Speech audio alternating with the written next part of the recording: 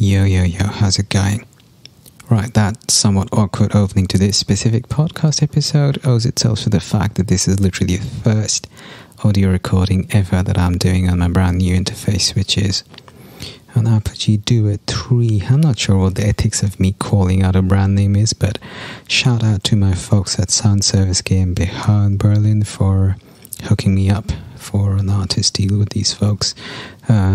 These folks have been supporting me for over 10 years now, so mad love, mad respect, Sound Service GmbH. Okay, there is a very specific brand of struggle contemporary Indian drummers have had to deal with pretty much all their lives.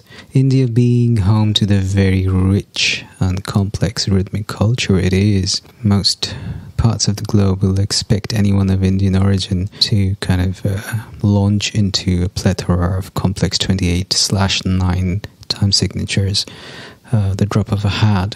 And for those of who pay tribute to their musical roots that lie in a somewhat more hybrid format, which is also extremely prevalent in the country, the scenario can be slightly different. Now, to the best of my research, here are a few names, drummers who have made it in the international scenario on their own terms without being on the fringes of what is referred to as mainstream global music, without having to play diversity token. A few names off the top of my head would be Ranjit Barot, Adrian D'Souza, and Tarun Balani. By the way, if any of you are listening to this, you're always welcome to come on this podcast. All you have to do is reach out. FYI. There's also Jivraj Singh, who's been on this podcast once already. And the other name I'm going to drop tonight is Vishal Nayak, who is the center point of this episode tonight. And his story kind of speaks for itself, and I'll let the conversation do most of the talking. That makes sense. That being said, before I do proceed though, this is me letting you know that this is an independent self-sponsored show.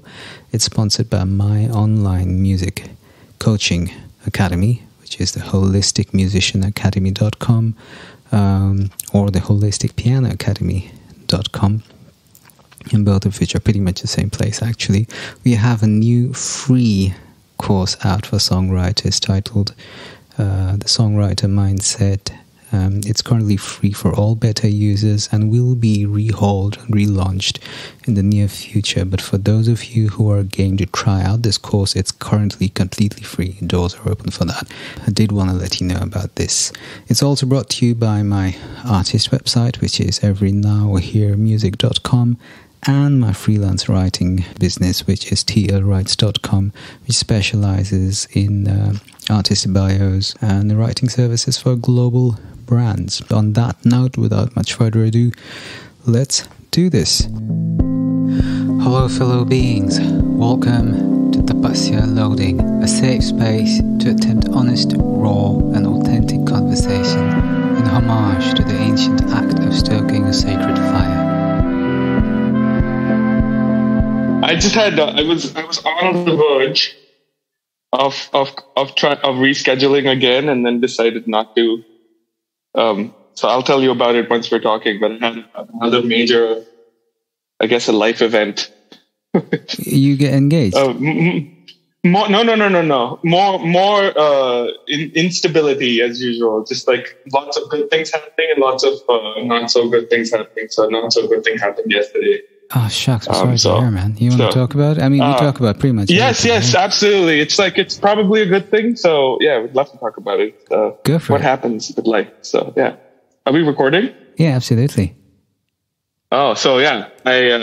Well, thanks for having me on. No, thanks for coming on, man. Vishal in the house, Vishal Nayak. We've been trying to get this to happen for a while now. So, thanks for making it happen, Vishal. I'm sorry for so impossible to schedule. Oh, no, I totally get that, man. I mean, it really didn't come across as playing hard to get or something. It was very evident that you are dealing with a lot, so don't worry about it at all. Yeah, I've had to move my studio multiple times in the last year. Dang. And then we just moved into a potentially final location at the beginning of June. And yesterday, my long-term studio partner told me that he doesn't want to do a studio anymore. Oh, shucks. Yes, so that's what I was dealing with last night and now, and it's part of the reason why I was considering rescheduling, but probably a good thing to just stick with the plan and talk. Yeah, it's a big surprise and not a good one, because I've shared my studio situation with him for about 8 years, and we've toured a lot and we're very close friends, so not good timing. Wow. We just did a big move.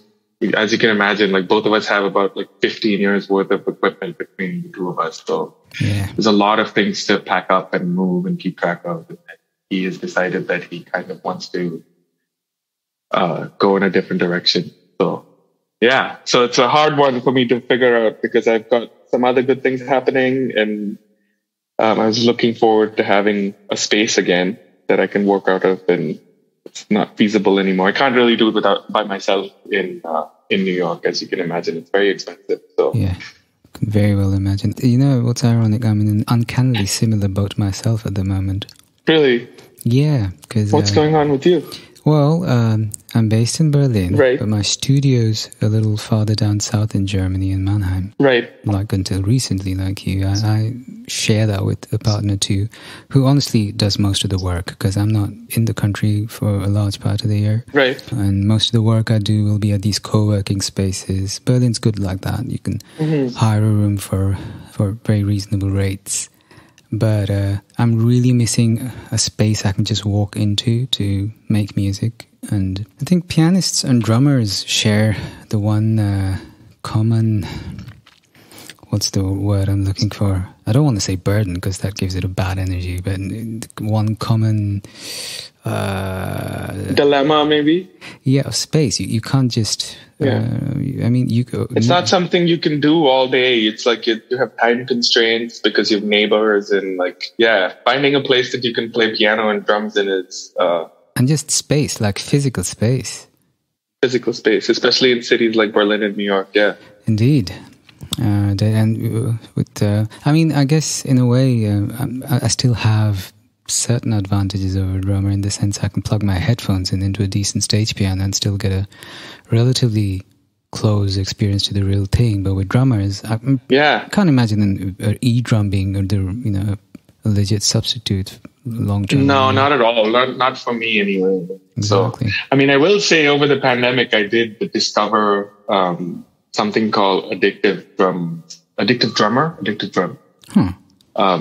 And for the purpose of demoing music and stuff, it's about as good as it gets. So, sweet. I forget the name of the company, but it's been great. I bought it like in 2020 when I didn't have access to a space to record, and really, really good drum samples that are, it's a multi-sample drum instrument, so you can hook it up to a pad or an electronic kit. I do it with the little Ableton push controller. Love it. So I'd recommend it, especially for writing and stuff. Like, sweet. Really, really well recorded, cool drum sound. Excellent. Duly noted. So for my listeners as well, make a note of that. I actually quite like the way we started. I love keeping this spontaneous and raw. Yeah. That being said, I'd like to rewind a little, because yours is an extremely fascinating journey. You and I actually go way back, although we haven't actually spent that much time 3D. This is true. Yeah, it's been fleeting, but I've always followed your work, and very admirably so. Same. Cheers, man. I appreciate that. I'm going to say you're one of the first, I need to be careful about how I go about this, because all of this goes on the record. But what I've always deeply admired about you is the manner in which you've managed to shape the trajectory of your career without falling prey to stereotypical notions of what a South Asian musician or drummer is supposed to sound like. When one reads up on you, you're very open about the fact you're from Calcutta, you were born and brought up there. Yeah. And yet the circle of musicians you're active in are the creme de la creme of the New York scene, a global scene really. And correct me if I'm wrong, you're pretty much the only guy I know who's managed to form that trajectory in his own career. So is that something you're acutely aware of yourself? I mean, I do notice it when people are surprised I've met people over the years who, when after a show or something, if I'm talking to someone, they're like, wait, so you're from, are you Indian? Are you like from California though? Were you born here? That sort of thing. Like they don't think I'm actually from India. And then I lived there till I was 19 and moved here then. So there's a lot of people of Indian descent in the music scene out here, but there's not a lot from India that, grew up there that are sort of playing the same kind of music I play, which I guess I've noticed. I don't really think about it too much, but I have noticed that people seem surprised when I tell them I was born and brought up in India for sure. It's not something I've consciously tried to do. I think I'm lucky I get to play music I like. It's not a choice I made and I haven't thought about it a ton. Yeah, absolutely makes sense. It kind of also, I dare say, kind of explains a little why or how, and please correct me if I'm wrong, how you, it speaks a little for the mindset. You basically, what you're saying, you never really gave a shit. Yeah, I've just been, I understand how fortunate I am to have been able to go to school in America and be able to stick around. And so because of that, I don't take it for granted, and I go out of my way to ensure that I'm like taking full advantage of the opportunity I've given to do something that feels good. My big fear is that one day this will become no longer feasible and I'll end up like back in India working in the commercial music scene over there, So it's definitely a struggle hanging out and staying in America, doing what I do. Probably much more financially viable streams I could get into. But so far I've been lucky, and of course, a lot of that has to do with the initial support I received. I know there are so many of my friends I grew up playing music with in India that are there now that would have done anything to be in my position. So I think I owe it to everyone to just kind of stay true to what it is that I like. And I'm staying on that trajectory, and I think that just means I don't know. Does that make sense? That makes total sense, man. And I sincerely appreciate you speaking so openly about this. There's so much good stuff in what you just said and the specific points you addressed. The awareness of what a blessing it is to have the kind of support to pursue something that's really close to your heart, pursue your life's calling, so to speak. And also being acutely aware of the fact that, a lot of privileges that are taken for granted by certain demographics in certain parts of the world are not as easy to come by for others in other parts of the world. And absolutely. I mean, with the internet flattening the world the way it has, the awareness has increased, but direct experience is a whole different story altogether. Yes, totally. On that note, I'd like to take this opportunity. Forgive me if I sound too much like a journalist. I feel like I've been podcasting too much of late.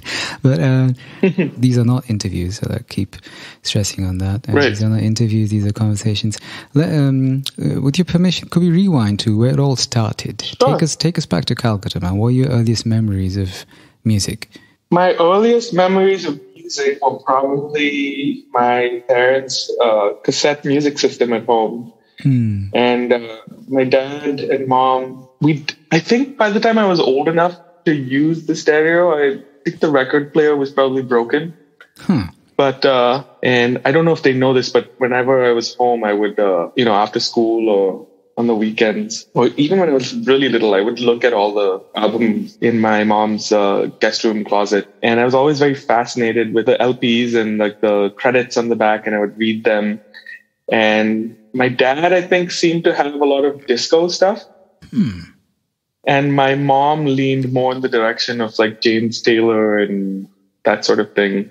Wow. So, and then I think the music that I felt the most attracted to when I was younger was probably, I think my dad had a cassette of like a Nile Rodgers, like a Chic and Sister Sledge compilation cassette. And I think it had a pink cover, and I listened to that a lot.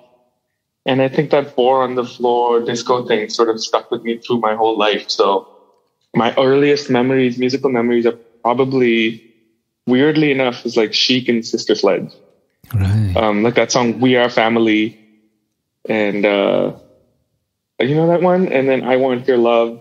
And yeah, absolutely. All these classic Nile Rodgers songs. Those are my earliest memories, and that music resonates the most with me to this day. So, I like feel good disco, I think, ultimately. But I guess I was playing piano when I was little for a little while. Oh, for real? Awesome. I had piano lessons at Calcutta School of Music. And I don't know why I stopped, but I was definitely playing reasonably well for like a 6 or 7 year old. All right. And then one day I just decided I didn't want piano lessons anymore. And I was singing in the school choir from that point on until I saw someone play drums. Yeah. And it was this kid named Alex, and he was playing drums with the choir. And I was fascinated with the coordination of the instrument. And I then proceeded to air drum every day for a few months. Classic. And then I finally got enough courage to tell my parents I was interested in the drums. And I think they were pretty confused by the word drums, since when? And then they took me over to Mr. Bakji, sat down at his drum set. And this was the first time I was actually playing a physical drum set, but they didn't know that I'd been air drumming for about several months before then. And I sat down and I was able to play a beat.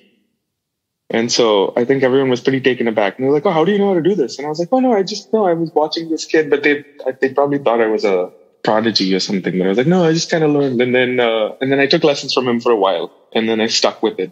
So I took lessons from Mr. Bakshi for about 2 or 3 years, and then I've been on my own ever since. And I think I might have met you over at his house once, maybe years ago. Yeah, I must have. Yeah. I actually never have met Mr. Bhakti personally. Oh, so, were you really? No, yeah, we've never met. Not personally. I've seen him around, of course. Oh. My relationship with the Kolkata music scene was always very fleeting. So it was right. You know, I met random people and got really close to them out of the blue, and you know, a lot of people you think I'd know. But you played with Kochuda for a minute. Yeah, right? He was like my first mentor. I apprenticed with him like very, very intensely for 3 years. Right.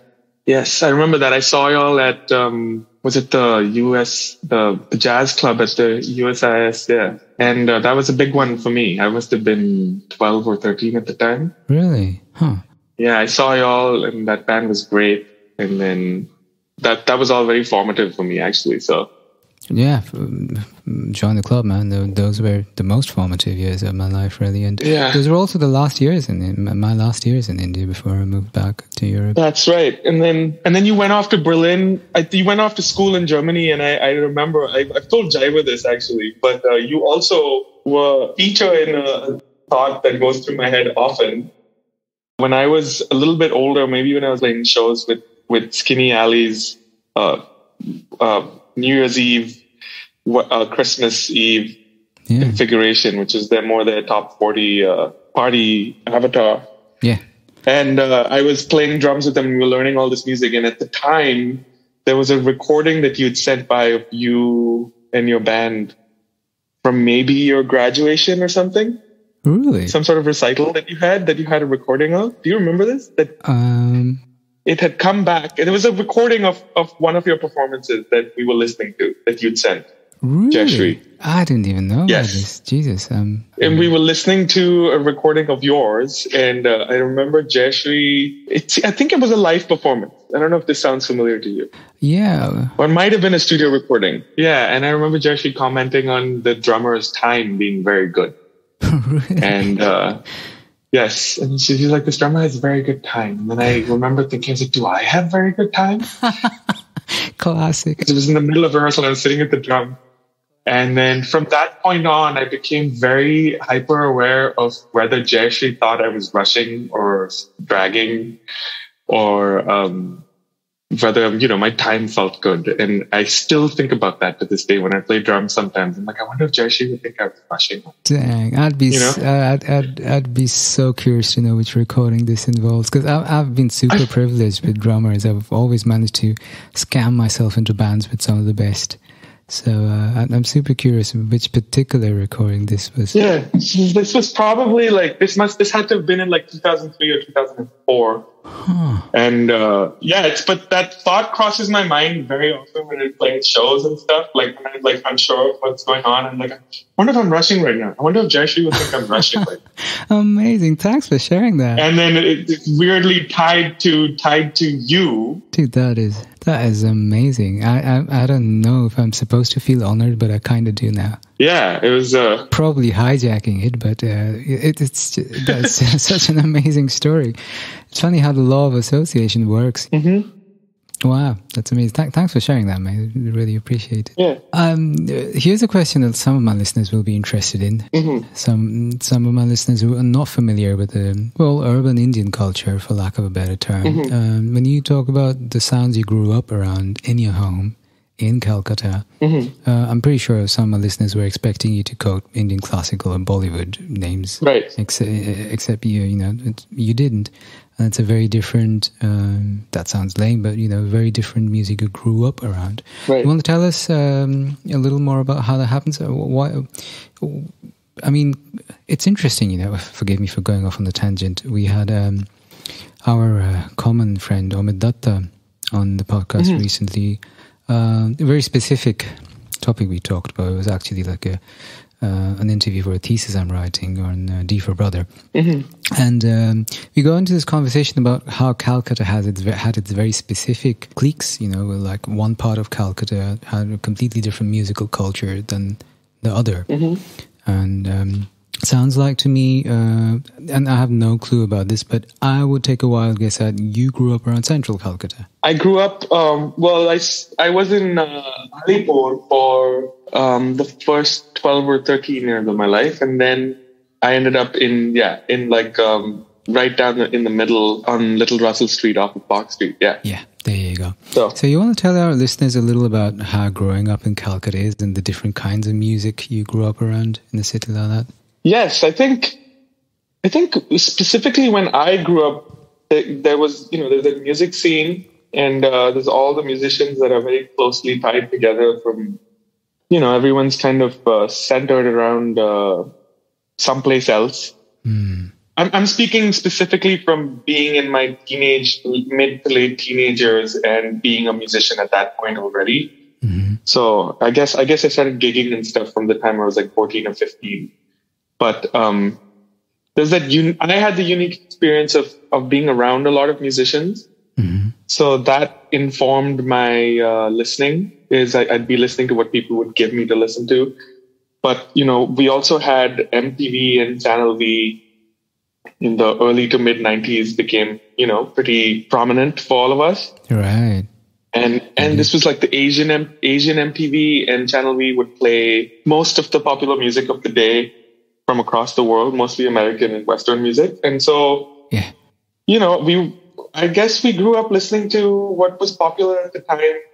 I don't know how different it would have been for you, because you were maybe about, 5 to 8 years older than me? I'm 43. How old are you? Oh, so you're about 7 years. I turned 37 this month, so. Yeah, I still got a glimpse of complete, like, pre-globalized India, like zero TV, no cable, nothing. Right. That's, yeah. And by the time I was old enough, it was very much there. I think I vaguely remember a time where there were only 2 channels on TV, which was Doordarshan 1 and 2. There you go. Then we had Star TV, and then we got more exposed to Western culture. So, but Calcutta as a place was already very receptive to, all of this stuff to begin with. And people have an interest in culture and literature and music. And so I was exposed to a lot of that stuff just by default. But then, yes, we had the music channels, and then internet dial up, and then that for me was the real escape, where I was able to really figure out what I liked, because I had unlimited access to beautiful information, So there was that. Yeah, there was 3 things for me. It was like, what we were being fed by the media, just by whoever was deciding what ended up on television was. And then there was just like the default music that was playing on the radio, a lot of it being Western music, and then I had access to the internet. But I don't know what other cities in India are like in terms of what everyone gravitates towards, but there definitely seemed to be a pretty unique attitude towards music in Calcutta, because I don't know, like all the venues there's like this culture of jazz with all the older people. Right. Most of the prominent jazz musicians, would have started out in Calcutta. Yeah, interesting enough. Yeah, and then, there's also I feel like Mr. Bakshi was into like the Doors, so there's that whole side of things, like Grateful Dead and stuff. And then, I don't know. It definitely played a role in my development, though. It's hard to put a finger on it, though, because I just was doing so many different things. Yeah, it's the kind of thing you don't really consciously take notice of. And like, I mean, even me, it's only way later in hindsight that I noticed what an unconventional musical backdrop I grew up against.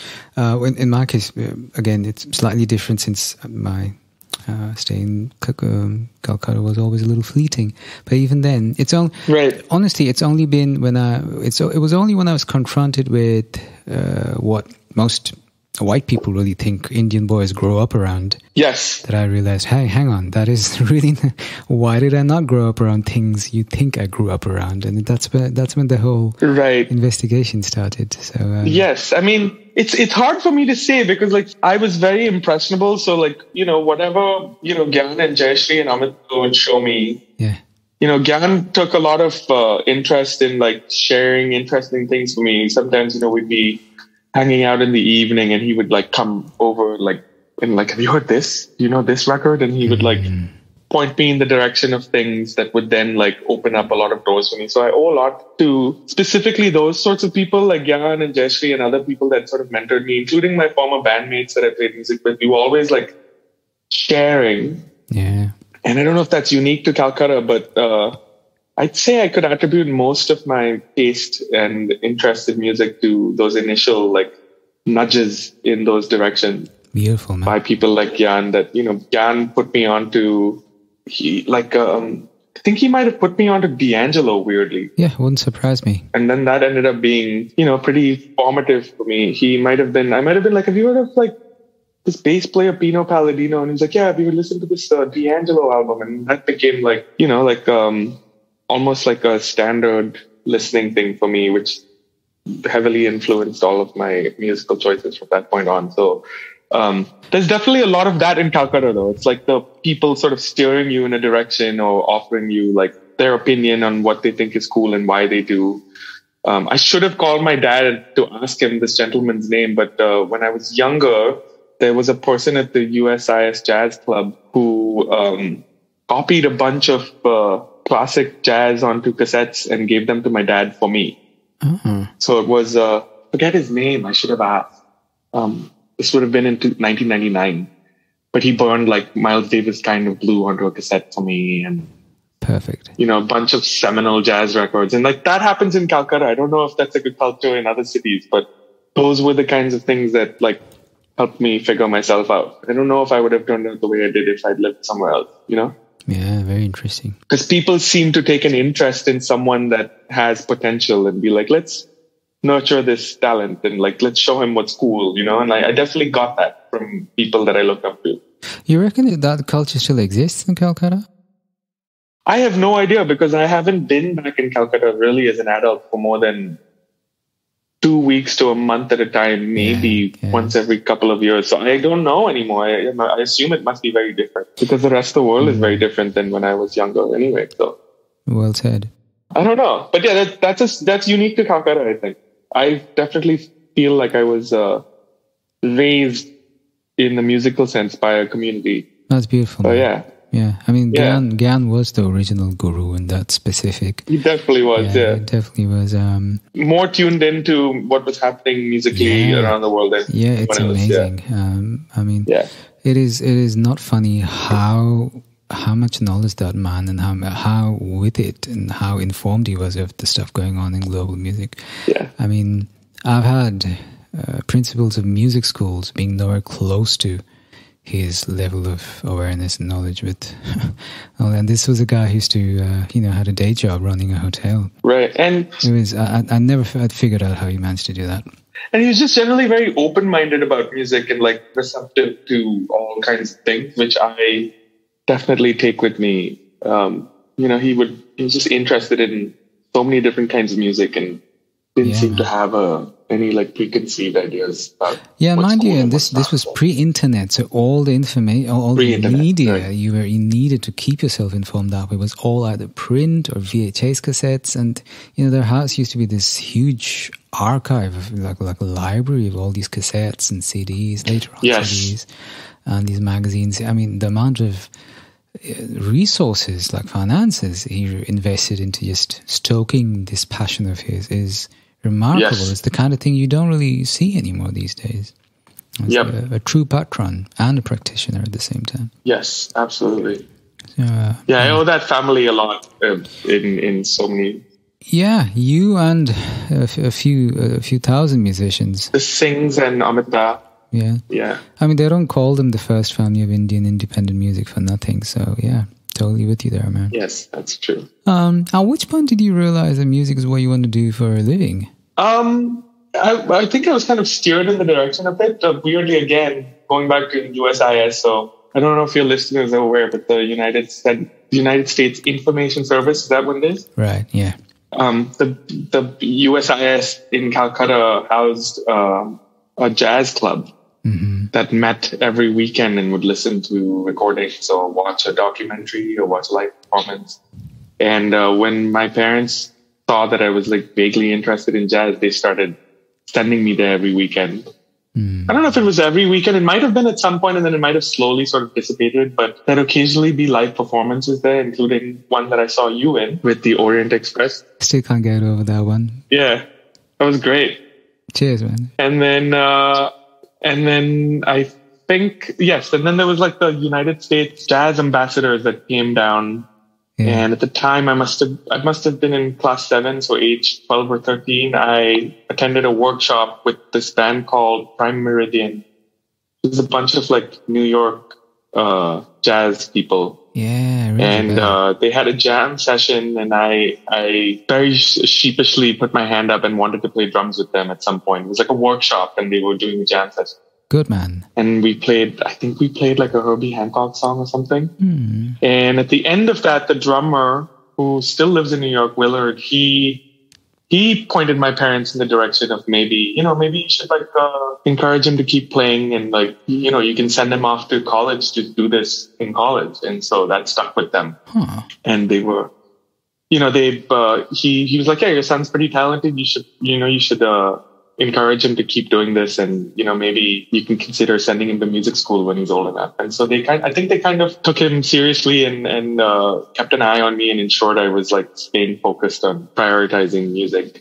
And when I was old enough, I applied, and I guess I got a scholarship to go to Berklee, so it all depended on that. So awesome. I didn't do very well in my my class 12 boards, by the way. I did miserably. So at that point, my parents were like, if you don't get into music school, you're in trouble.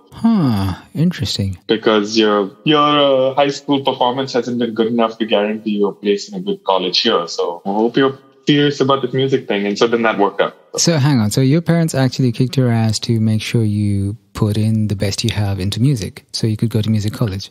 Well, there's always that. I don't know if this is unique to India, but I feel like it is. There's always like you have to have the plan B.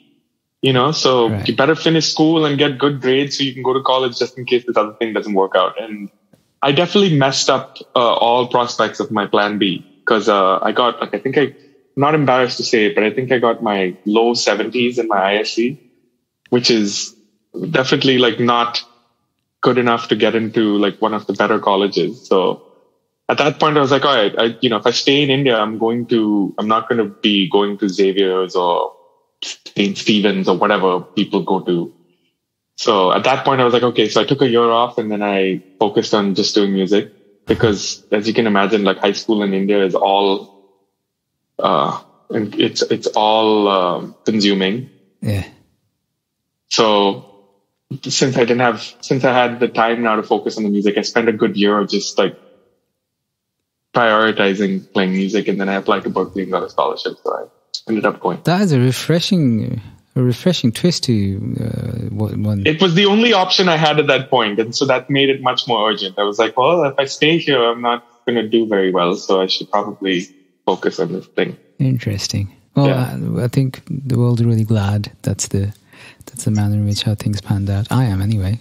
Yeah, but my parents were always very encouraging, and like, they recognized I probably had some talent and it was worth nurturing. So that's so awesome. They were great. So definitely. Yeah. How did it feel when you first arrived in Boston?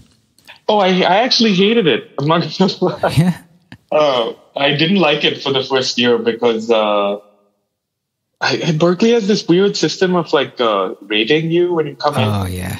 They give you like these ensemble ratings, and and it's all based in sight reading. Yeah, and I thought, and of course, and I guess everyone has this experience. Most of the kids come from wherever they come, and like in their hometown or their neighborhood or their city or whatever, they're like like the best at what they do. And then you come there, and then there's like a whole bunch of kids that are way better than you, and so you feel like very small. Yeah. Not that I felt that way, but for me it was more the rating system, which I got like 2s and 3s, which meant I was playing in a low level ensemble when I started. So much so that there was 2 drummers in the ensemble, and I ended up playing bass because I was like, I already know how to do all this. So I was like, can I play bass?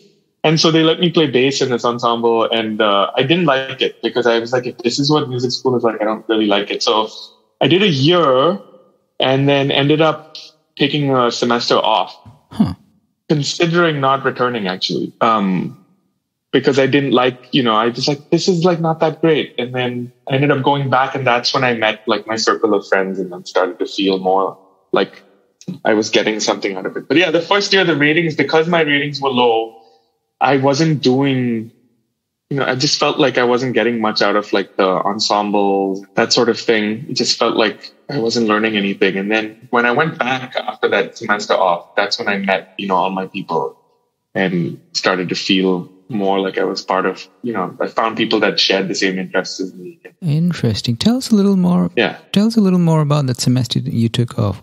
How did you occupy yourself? So I went back to India, and a bunch of my high school friends had a theater company called Tin Can Productions. Oh yeah, sure, I know them. Yeah. And at the time, Jaiver, actually, our mutual friend Jaiver was playing drums for this experimental theater production they were doing in an old house in Calcutta. And the Tin Can people are all friends of mine that I've known since class 1, since first grade. So I was brought in to do like sound design and like music and things like that. And so it was me and Jaiva and a bunch of these like theater kids, some of whom are pretty well known now. And so I spent that semester in India working on that theater production and just kind of clearing my head a little bit. And playing some shows in Calcutta with my friends, with my band Cognac, with Taj and Rohan, and you might know some of those people. Yeah, absolutely. But yeah, so and playing shows with Gyan and Jayashree as well. So I did that for about 6 months and then went back to college, and that's when I finally felt settled in America. So it took me about 2 years to really, to wrap my head around it. Because also at the time when I started Berklee, I was one of maybe 4 or 5 South Asian. In the entire college? Yes, there was only maybe 5 or 6 of us at most. Wow. And from India, there were people of South Asian descent, but I think there was only 4 or 5, maybe 5, 6 of us. Yeah. And so it just felt like a weird. I didn't feel like I fit in quite as much initially. I hear you. And then I came back, and then when I went back, I met a bunch of people that I love, and I'm still friends with all of them. Awesome. Yeah, but that semester back was good. It really cleared my head and some different stuff, and felt good about going back. I asked for a specific reason because it's pretty common, especially in the first year of college or any first year of your professional life as a musician. It's pretty common to, kind of hit your head against the wall. Personally, I think taking a break like you did is one of the best solutions to go with. A lot of the clients and students I work with, I coach artists and musicians. They're always, I kind of compare it to a rest day between workouts. People tend to think, just working constantly is what leads to exponential and constant growth, whereas we tend to forget that the rest you need from the work you're doing for it to kind of expand on its own, give it a chance to expand without just always chasing it, is equally important. So right. I was wondering if your experiences were similar. Yes, absolutely. That distance. Definitely, I think with Indians and South Asians, our attitude towards education was like an emphasis on on qualification and like going into a program. Yeah. And I think that's what it felt like when I went there. I felt like I was going there to get a degree and that everything would fall into place. But I think with like creative fields specifically, if you go to school and you don't know exactly what it is that you want to do, you can get lost very quickly, especially at a place like Berklee, which has unlimited resources. Exactly. I have mixed feelings about my time there for sure. But one thing I will say is you have access to everything. Like literally, that's the one good thing about that school is whether it's certain faculty or it's the facilities or just the resources in terms of information. I don't think any other music school comes close to the diversity of like thought and information you can access there. Interesting. Because there's, pretty high level jazz kids, and then there's also like other stuff happening. There's music education and music therapy, and there's like the whole pop scene. There's a whole very tight gospel scene. There's like the metal kids. There's like the rock kids, and like I think it's the only place in the world that's like that. There are other music schools, but I don't think it's quite as diverse, and there's quite as many people operating at such a high level in so many different areas of music. So I think if you don't know what you do and you go to a place like that, sorry. No, I was just saying, and it's very hands-on. That's the one thing. It's very hands-on, and so if you go there expecting that the curriculum will offer you a path, you are lost. And that happens to a lot of people that go there. They don't last because you just expect to go there and just be told what to do. And I kind of went there expecting that's what it would be like, because that's what our education system is kind of like. It's very prescriptive. At least my experience was. I don't know what high schooling and college is like in India now. I'm sure it's changed, but you just have these few paths you go down. And so I wasn't ready to just do what it is that I wanted to do and figure out how to use that system to get what I wanted out of it. So when I came back, I realized, I was like, okay, these are the things I'm more interested in, and how do I get these out of that education system over there? So that's when I came back. And I think the whole point of that experience for me personally was I learned very little out of the curriculum at the school. I learned more from just interacting with people there. So whether it was teachers, specific teachers that took me under their wing and mentored me more than anything else. Whether it was that or, finding a community of people that shared my interests and then growing with that community of people. So that's what I got out of the experience, and I could have just been in the general vicinity of Berklee and not attended the school and got that as well, but so, and I have many friends, like my partner in my studio, attended Berklee for a semester or two and then just stuck around and got the same thing out of it, I think, because he's from Boston. So, for me, the thing I got out of being at Berklee and when I felt I was getting the most out of it was when I figured out what it is that I wanted and then how to get it from the people I had access to, if that makes sense. Yeah, absolutely. But that's what that semester off gave me perspective, priorities. Yeah, makes a lot of sense, actually. Yeah. Well, what happens then? I mean, college is one thing. Comes with its own challenges, and then you're done, and then all of a sudden, everything changes. Oh, yeah. And I stayed was it an extra year after I graduated? Or maybe, I want to say it was 2 years, actually. So I stayed 2 years in Boston, and that was interesting because by the end of the second year, like the whole landscape of faces in Boston changes because it's a college town. So it's very difficult to be there and feel like anything's familiar because everyone leaves. Right. Most of the people there leave. So I stuck around for another 2 years and then met a whole bunch of other people who I'm also still associated with, like Nick, who I play drums with, and a bunch of my other friends. You're referring to Nick Hakim?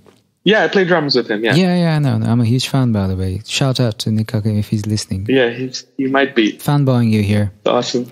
So like I met that whole crew of people when I stayed that extra year, and I guess like that's how things worked out for me. I just prioritized just making friends and like trying to expand my worldview by meeting as many different kinds of people as I could.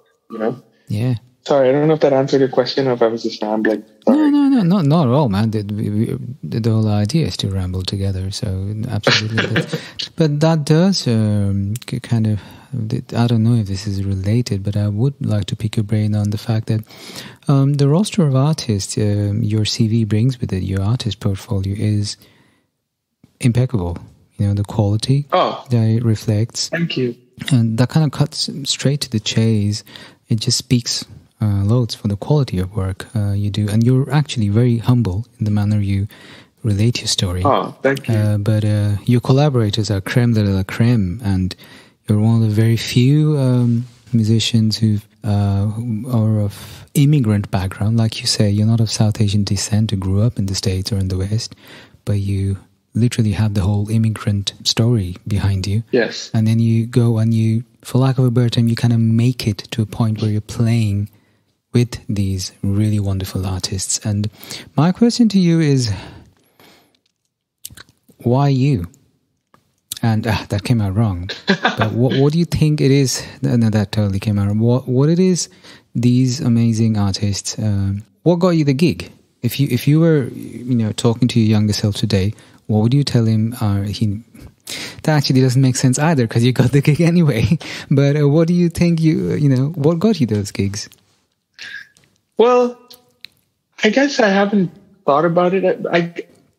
I will say that the people that I'm most commonly associated with musically, like Nick or Laurelie, goes by Empress, who I played with for a long time. Yeah.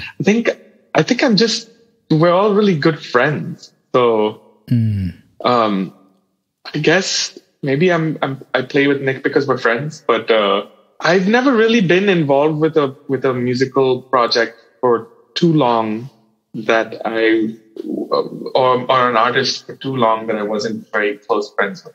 So interesting. So like Empress, who I played with for a long time, she was my roommate all through college, and we're very close. We're like siblings almost. So maybe I'm just lucky that I happen to meet people that I get along with as a person that happen to be cool musicians and have careers that they took me along for the ride on. I don't know, but you say lucky, but I don't know. I'm not sure I believe that. I mean, at the risk of quoting a cliche, fortune favors the brave. But I don't know, man. It seems too much of a coincidence to just attribute it all to luck. Yeah, I don't know. I mean, these are all people that I've sort of grown up with musically in some sense. Like I don't have as much success playing with people that hire me to go on a tour or something. I mean, I've done a lot of that, but I feel like I tend to, the ones that tend to be more successful are the ones, at least in terms of a working relationship, are the ones where, close to the person regardless of whether we work together or not. Mm-hmm. So, and then, so I guess we just share interests musically, and that's what ultimately matters the most. And we get along as people, and that's also what matters the most. So relationship building? Yes, just being cool and nice and being friends. Like Nick's band, for instance, feels more like a band because, we're all very good friends too. Like guitar player Joe in his band and I lived together for a while, and I've known Jake through college and played music with Jake too, and we've just been doing it. We've just been around each other so much that it makes sense. Mm-hmm. I don't know how well I would fare in other professional situations. This one just seems to work for me. But yeah, I don't know. It's just like they're all just my friends, and then things just unfolded the way they did is how I see it. Yeah, no, it makes complete sense. I think the whole paradigm of like being an independent musician has changed immensely in the past couple of generations. Yeah. It used to be that, some of my older teachers, I study drums part-time with a gentleman called Phil Maturano. I don't know if you know of him. It sounds familiar, yeah. Yeah. And, he used to say back in the day, saying someone's a nice guy was the worst insult you could give to a musician. Yeah. This back in the 80s, and that's changed. I mean, this is a real thing. This isn't a joke. People would actually, it was almost like, almost like people being nice would be misinterpreted as lack of skills or competence or something. And that's a paradigm that's completely changed. Yeah. It's quite all the way around. No one really cares how good you are anymore unless you have, absolutely, unless you're decently behaved or just like a generally okay guy to be around or person to be around. Yes. Yeah, because at this point we're going. I mean, and me and Nick, we're very, very close, and we're like brothers almost, to the point where we do have our spats, and it's hilarious. I mean, it's probably exhausting for other people because we have a very crazy dynamic as friends. We do fight and get pretty goofy and stuff. So, but I guess that's probably why it works. Is we're just all very close. So beautiful. Yeah, I will say I haven't actively ever pursued like the gig thing. It's not like I'm out trying to get gigs as a drummer, because I have like this whole parallel thing going on where I to work as an engineer and ran a studio for a long time. So, I'm very fortunate that the one or two playing gigs I have, like drum gigs I have, are ones that I feel connected to musically. Sounds amazing, man. At this point, I'm not actively pursuing like drum gigs outside of what I get to do. It feels like I'm a part of it. And so I feel happy and involved, and I feel connected to his music. So I feel okay doing that gig and going out on tour. But as I'm getting older, I'm like more focused on just like engineering and stuff. And that's what I'm also more interested in. So I'm fortunate that I have that situation. Yeah. I'm guessing it's the kind of thing which keeps you grounded, just, having that counterbalance to a live gigging career. Yes. So yeah, I'm very lucky that happened. And I'm lucky that I actually enjoy it. It doesn't feel like a chore to play that music, because it's music that I really like. I've definitely done gigs with people where, I wasn't really into the music, and then it feels like a job. Yeah, I know exactly what you mean. With Nick, it doesn't. So maybe that's why it works. It's because I actually enjoy it. And so it's apparent. Yeah, it is apparent, by the way. It is extremely apparent, just FYI. I mean, from an audience's perspective, I was actually just digging into your Tiny Desk gig a couple of weeks back. Word. Man, you folks sound so. It's like, it's like no one's even thinking, that they're just doing and playing and being. It's beautiful, so inspiring. Yeah, I mean, those are my dude. It's extremely apparent that, it's at the risk of sounding slightly cheesy, it sounds like a family.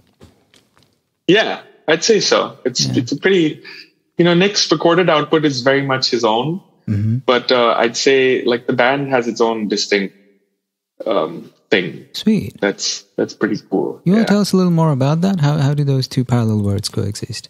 You mean like the recorded output and the live thing? Yeah. Yeah, I mean, because Nick makes most of his music, all of his music, really mostly by himself. He records himself and has a studio, and a lot of his earlier stuff actually he did at my old studio. But it's stuff that he sort of puts together on his own. The last record he did had a lot more drums on it. The earlier stuff before that is either programmed or samples and stuff like that. So, and some live drums. But the last record he did, I played drums on a decent chunk of it. But it's more that he just kind of like works on the music by himself and then presents it to the band, and then that gets interpreted. Yeah, that's the part I'm more interested in. Like when the music is in the rehearsal room, what's the process with which the band interprets it? I think like at least 3 of us in that band have a pretty solid like jazz background, I'd say. So I don't want to speak for Jake and Kyle, but I know I have a pretty strong, like, at least from being in college, I have a pretty strong jazz foundation. So I think it's very interpreted, the music. Like Jake does his thing, and I can only say that listening to us live and then listening to Nick's records, there's distinction in how the music is approached.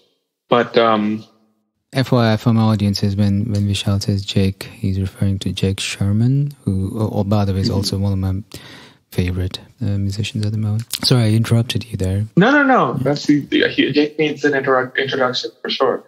Doesn't need an introduction, but like, yeah. Just so everyone knows, we're talking about Jake. Yeah, Jake I just Sherman. wanted to clarify which Jake we're talking about. It'd be a pity not let people know that's the Jake we were talking about. Just so everyone knows, we're talking about Jake Sherman. He's the best. Yeah, I guess we just like workshop music, and then Nick will bring in new songs sometimes, and we try them out, and then whatever sounds like the best at the end of a rehearsal ends up being what we play at a show. But it's definitely a distinctive process. He's mostly doing all of the recording and production on his own, and then we'll occasionally be like, hey, do you want to put some drums on this? At least with the last record, like me and Kyle and him went up to a studio and tracked some stuff, and then we did some drums at my studio. But most of the work is happening in his head, and because he's pretty self-contained that way as an artist. So Gotcha. yeah, and then the live thing is just like, here's the song. What do you guys want to do with it? And we kind of listen to the recording, and then interpret it, and then that's its own thing. So do you get like, do you work with any sheets, or do you get your recordings before? No, not at all. I haven't looked at a sheet. No one's handed me a lead sheet in years. Excellent. I like the sound of that. No, we just listen to the recordings. He'll send us like, and this is with most people I play with. I get like, an email with the songs, and we just listen. Gotcha. And then show up, and everyone's done their homework, and we rehearse, Perfect. So I'm sure Jake writes charts, so maybe he like learns the chords, but yeah. Awesome. Yeah. How much in advance do you usually get to listen to the music and prepare yourself for it? A good amount, because Nick sends me stuff that he's working on. So I'm usually familiar with whatever is going on in general. So, but yeah, if we have a tour coming up, there'll definitely be an email with, hey, we're going to do these new songs, and then they're in there. Like, Nick hasn't ever given us chart or chord charts. That hasn't happened since, yeah. Yeah, I love the sound of that. Yeah.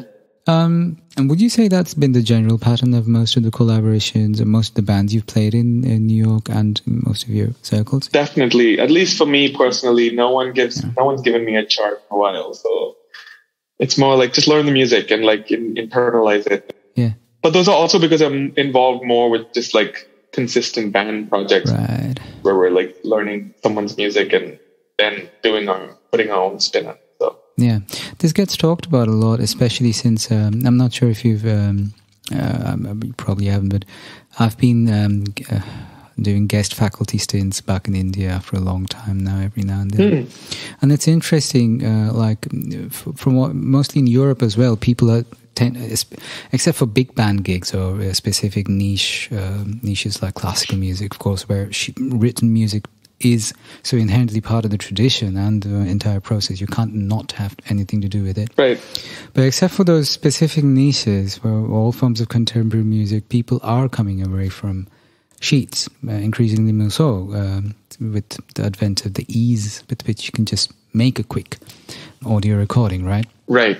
It's interesting though when I observe contemporary music education, the way it's being gone about in India, it's like sight reading and all these methods of teaching, which in the West, in the meantime, are under severe scrutiny with regards to the relevance. Yeah. Or at least the manner in which the relevance has been said. It's being sold.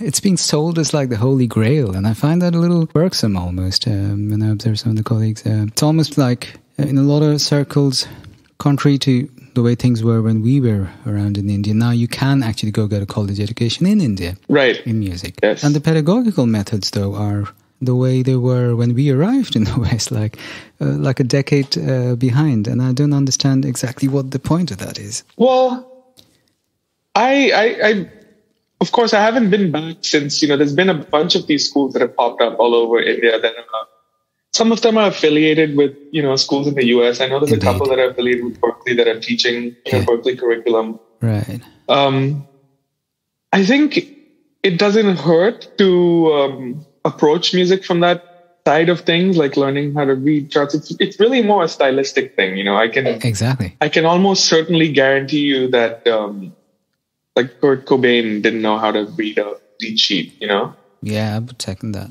So I think it's important that like the curriculum doesn't steer individuals away from what it is they want to do musically. Thank you so much for saying that. Because at music school too, there's definitely a lot of kids that weren't trying to play jazz. So like, they're like, why do I have to learn how to read this read sheet? Like, So it's definitely annoying, and you do it because you need the credit. But I think it's important for people to realize is that just like as long as you understand that this is something you're learning, and if it finds a place in what it is you're trying to do with your music, then sure. But like, yeah, I feel like, I had to do some harmony classes and stuff, which were helpful to me at Berklee. But for some kids, I'm like, why does this person need to know what like this fancy chord is or this voicing? Like they're not. But that's still kind of relevant musically, right? So if you want to record your EP someday, you have the facility with the harmonic background you have to kind of fool around with chords you like the sound of. That still is kind of like literally. Totally. And so it's good to expose yourself to that. It's also important to like be aware of how all of it fits into what it is that you're trying to do. So I'm nervous about like curriculum in India steering people in the direction of thinking that like this traditional jazz education is somehow relevant to them, because it's quite possible that for a lot of them, the music they like and people they look up to don't have any of that. Like, especially if you're into like rock, and there's nothing wrong with that. That's something people have to. Exactly. Sorry, go ahead. No, I was just saying it's also important to know that traditional jazz was not based on written music in the first place. Right. Yes. I think that's what I mean when I got to Berklee. Is I was like doing all these things, and like taking these classes that didn't seem relevant to what it was that I wanted to do. Exactly. But once I figured out what I wanted to do, then I was able to get, not prioritize certain things. So yeah. So I think you have to be careful, like prescribing curriculum to creative people. Because in India specifically, I'm nervous that, all these kids that would probably have been like some singer that would probably be like an amazing rock singer is now going to be learning standards and like be a subpar jazz singer instead of an exceptional rock singer. That's where their heart actually is. But because they're studying, they feel like jazz is more academic and I should do this. Does that make sense? Yeah, absolutely. I definitely felt that. I mean, my parents still say stuff like that. Like, don't forget how to play jazz. You're doing all this other stuff. And I'm like, I'm just not a jazz musician though, Yeah. So it's okay. Yeah.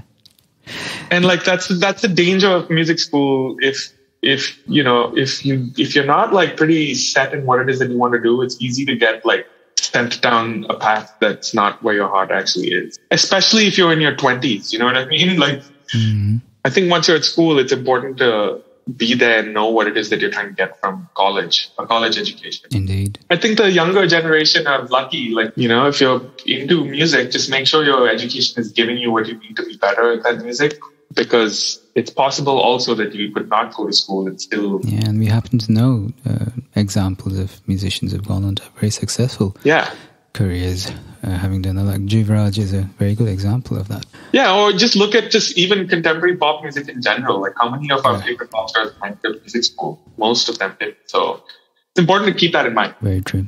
For me, the main incentive for going to school in the US was to potentially stay here after the fact. That was also why, when I was initially not having the best time at Berklee, I considered not continuing. But then I was like, well, if I finish and I get a degree, then I could potentially get to stay on in America. Yeah. See, that is a whole different dimension altogether that needs to be taken into consideration when, Yeah, and so that's when I was like, okay, let me make the most of this, because I need to finish this to stay here. I want to stay here. Right. So familiar. Yeah. So beating the system. Right. I would, with your permission, though, share a few thoughts. In addition to what you refer to with, curriculum and music education and the possible conflicts that might arise through artistic development or artist development and, getting privy to the system. Especially with something like sight reading, for example. Berklee is notorious for grading musicians solely on the basis of the sight reading skills in the beginning, completely oblivious to, what other skills they often bring to the table. And I've seen a lot of Indian educators go all gung-ho about sight reading now. All of a sudden, it's like the one thing. And I think it's great. I think it's important to talk about something, especially in a landscape like India, where sight reading hasn't always been an inherent part of its musical culture, to give it a more global playing field. I get that. But it'd be a pity to do it with the backdated perspectives of 10 years back instead of just, going with the updated version of it already. Like, this is what sight reading is. This is how relevant it is to your journey depending on what you want to do as an artist.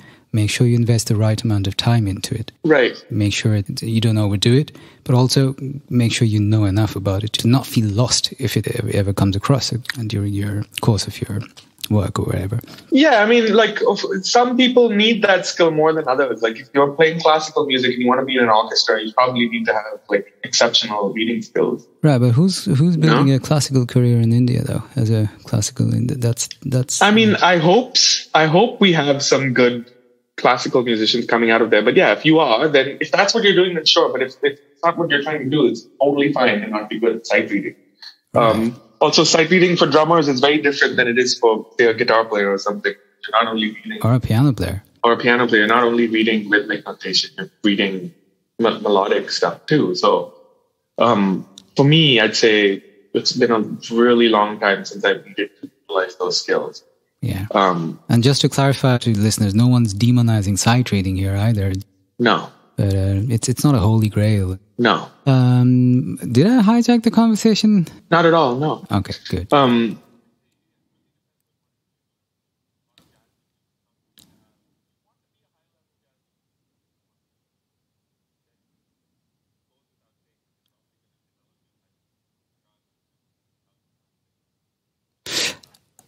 I would take a minute. I would say, yeah. I mean, often, but I'm kind of going to refute that too, because some of the most high-level jazz musicians I've known and worked with are not great sight readers at all.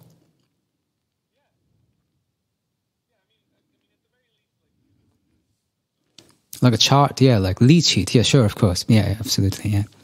But I mean, some of the in Germany, when you say really good sight readers, like some of the people I know, they literally read like four-way. Like some of the folks I've seen, they literally can play like string quartet arrangements on the piano, which is humanly, technically it isn't even possible. But they somehow kind of managed to do it. Yeah, that just I guess the point I'm getting at is it is a very specialized skill, and it's important to kind of figure out how big a role it plays in one's specific niche. Yeah, I'm generally quite wary of curriculum in general. So yeah, totally with you. If I was coaching kids, I tend to just be like, what is it that you want to do, and it's all very subjective. So. I think someone that just wants to be a songwriter that has like reasonably good skills on their instrument is probably better off prioritizing learning, like reading literature. You know what I mean? That's expand your worldview and read more books and poetry, and that's what that's when you have something to say. So true. And like even with me, like I know how to do so much stuff on the drums that I will never have an opportunity to play on the gigs that I have. Mm-hmm. So sometimes I think of it as almost like wasted time in the practice room. Why do I know how to do this? Like, why do I have this crazy chop that if I played this on any of the gigs I have, I'd probably get fired. Why do I know how to do this? And so it's the same with like sight reading and stuff, almost superfluous stuff that's not going to find its way. There's no harm in expanding your world by learning things, and eventually you sort of distill everything into what you need. But the sooner you can get to that point, the better. It depends on what you're trying to do musically. And I think that's what people lose sight of a lot. And I hope the schools in India are prioritizing what the kids want to do with themselves musically. Yeah. Helping them get there instead of like telling them what's right and what's wrong. They loosely had that experience at Berklee, but I also had mentors and teachers there that didn't subscribe to like a curriculum quite as much. And so those are the people that I learned the most from. Actually, you want to tell us a little more about that? Yeah, like I studied drums with a handful of great teachers. Actually, my first semester was with Skip Haddon, who's a amazing drummer who played with Weather Report back in the 70s, and I'm still in touch with him. I stayed connected to him, even though I didn't continue taking lessons from him after my first couple of semesters. We stayed in touch, and like I'd go over to his house and we'd like listen to music and stuff. So more mentors that just provided guidance outside of curriculum. So it was like skip. And then later I studied with Ralph Peterson, who passed away last year. Very famous jazz drummer who was also quite a mentor to me and gave me a pretty solid like jazz foundation over the course of 3 or 4 years. And again, all outside of the curriculum. We never touched any of the material I was supposed to do at my proficiency at the end of the semester, ever.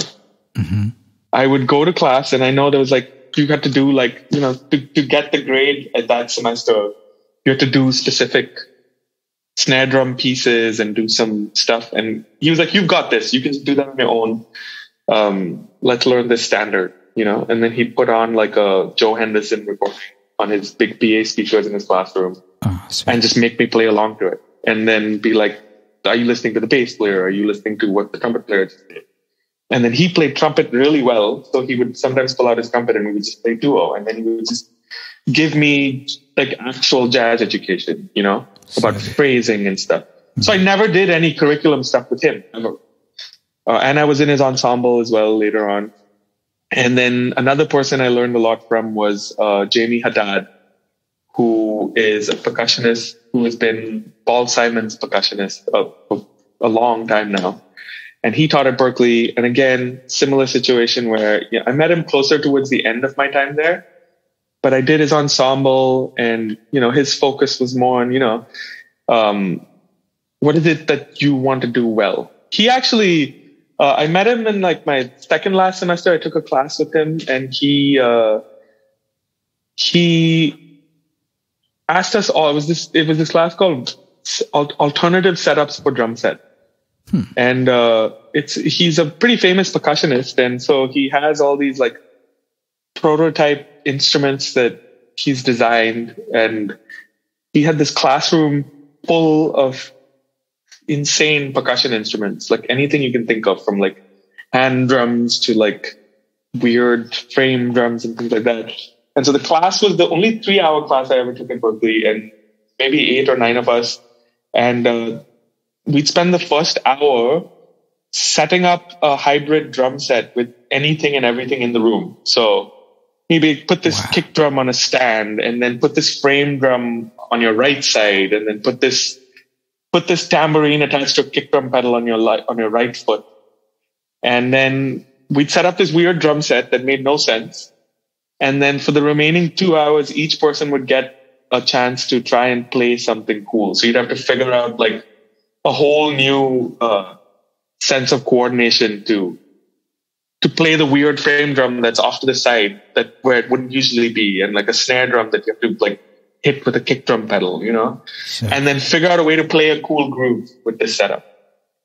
Sounds amazing. So that was an amazing class. But I did that class, and then like the first day, he had each of us play a little bit of drums, and then he asked me to stick around after. He's like, you just wait a second.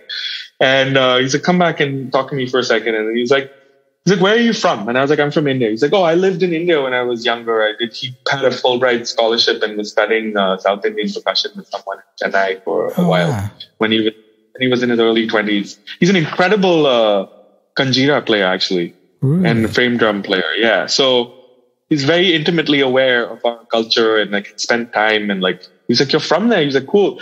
And then he was like, it seems like you like Jack P. Jeanette a lot. I was like, yeah, because I played some drums and you could tell. He was like, well, you should really figure out what it is you're really, really good at and focus on that. In his way, he was telling me I'm not like the most amazing jazz drummer. And he was like, you'll probably do better figuring out what it is that you're actually good at. And it helped me, like, that was a big one for me, actually. I owe him a lot, because I was like, yeah, actually, what am I going to do? Like, graduate school and then try to play jazz in New York City with, once you graduate school, who are you competing with for gigs? Like literally the best jazz drummers in the world. So he was like, are you really ready to do? Is that what you actually want to do? Or do you have other interests musically? So that's when it flipped. And then I was like, you know what? I like all kinds of music, and I should just focus on doing what I enjoy. So that's what my private education at Berklee was like, with the teachers I spent the most time with. I think that's also unique to the drum department. At Berklee, because the drum department, most of the drum teachers are also still actively pursuing their own careers. and gigging, and like they're all teachers, but they have pretty high profile gigs. Like Jamie plays with Paul Simon, and Terry Lynn Carrington was there, and DeAnthony Parks taught there when I was there, and Francisco Mela and Ralph Peterson and Tony Thunder Smith, who was playing with Lou Reed at the time. So the community of drummers at Berklee is definitely much more nurturing and more real world, more real world and like accommodating to different people's taste and stuff. I don't know if I can say the same for the piano department or other departments because I wasn't involved, but I definitely felt like it was more of a community and there was more mentoring and like guidance happening than like just learn the curriculum. I hear that about drummers generally a lot. Like generally drummers seem to be better at forming communities than most of their absolutely that was the best part. And that's part of the reason why I went to Berklee initially to do production and engineering, and then when I got there I was like, I kind of want to just learn drums because I've never really learned the drums like from an educational standpoint. I want someone to show me how to do all these things beyond what Mr. Babji showed me as a kid, And so initially I hadn't planned to keep playing drums. I wanted to shift more into like production and engineering, which I do now. But part of it was that feeling of community where like everyone, like, people like took great pride in like sharing information. So the drum community at Berklee, I think that's another thing. If you're a drummer, I don't know, I can't speak for it anymore, but definitely when I was there, it's probably the best place to be for a drummer. Sweet. Regardless of what you wanted to do stylistically. There's also Dave DeCenzo who's teaching there, who I think is arguably like the best technician on the instrument. Maybe in the top 3 in my opinion. He's unbelievable. And like I took private lessons from my second semester after developing pretty severe tendonitis. Oh, shucks. And just like the insight he has into technique and stuff. So you get all of that at Berklee. And all people at the top of their game. I honestly feel Ralph was like one of the greatest jazz drummers of his time. Ralph Peterson, who passed away last year. And, just to have access to those people, the curriculum didn't matter at that point. I was like, oh, I'm getting like the best education. I have like someone to show me. I just hang out and like we'd listen to music and go for walks in the park and stuff. That's the stuff that I got the most out of it. And I hope people are still doing that. I don't know if it's like that anymore, but the college seems to have changed a lot, but like those were the most important things for me. The one-on-one, like personal interaction with teachers. The hang. So I hope that exists in I hope people are prioritizing that, especially in the schools in India. You don't want teachers just spouting like curriculum and like pedagogy or whatever you call it. However you say that word.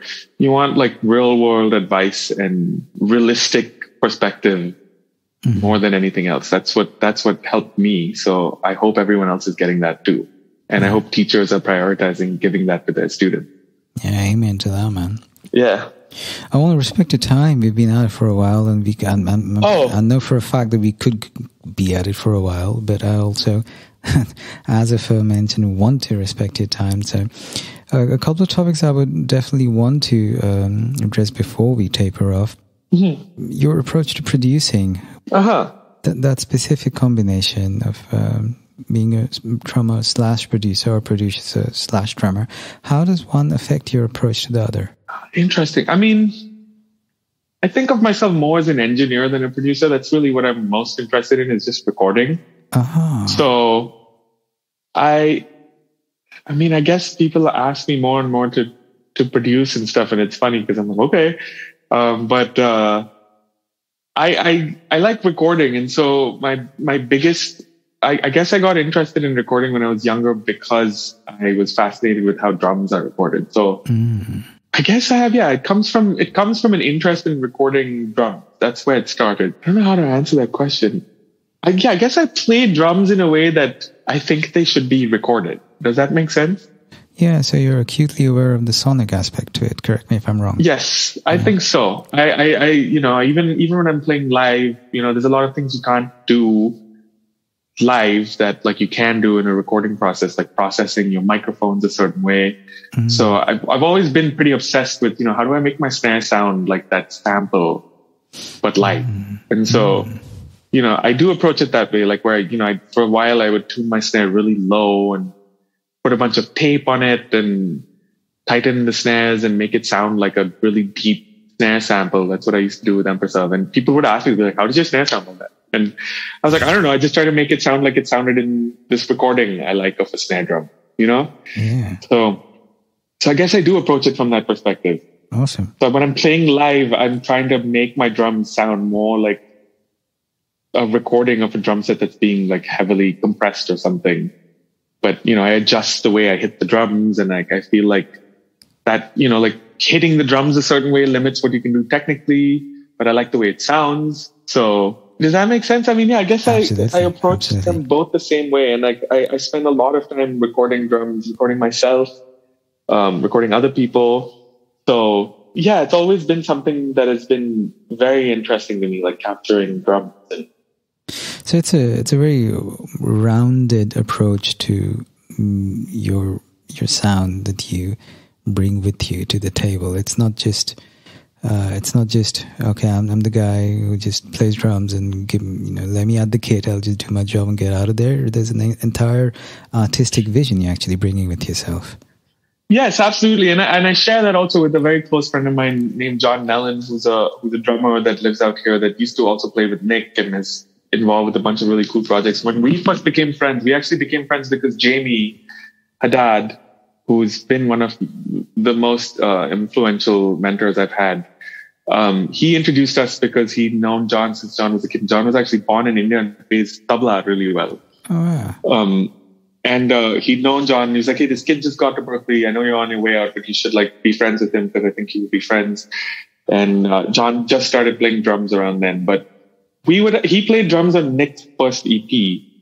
And yeah, a lot of the emphasis was, he borrowed all my drums and like, he'd like get the kick drum to sound really interesting. So prioritizing how your instrument sounds, especially with drummers, like drummers tend to just use whatever drums, but I'm like, make the drum sound so good that if you put one mic on it, it's going to sound incredible recorded. Exactly. Oh, amen to that. And I feel like not a lot of drummers really think about that. They're just like, oh, just put the mics up. Why does it sound bad? I'm like, it sounds bad because you and your drums sound bad, But like 75, if not like up to 90% of the drum sound is really just the drummer and the drum set. Like how the drums are being hit and how they've been tuned. And like, I think that's ultimately what I've focused on, like just focusing on like just making drums sound interesting in the room and then making them sound interesting through a microphone.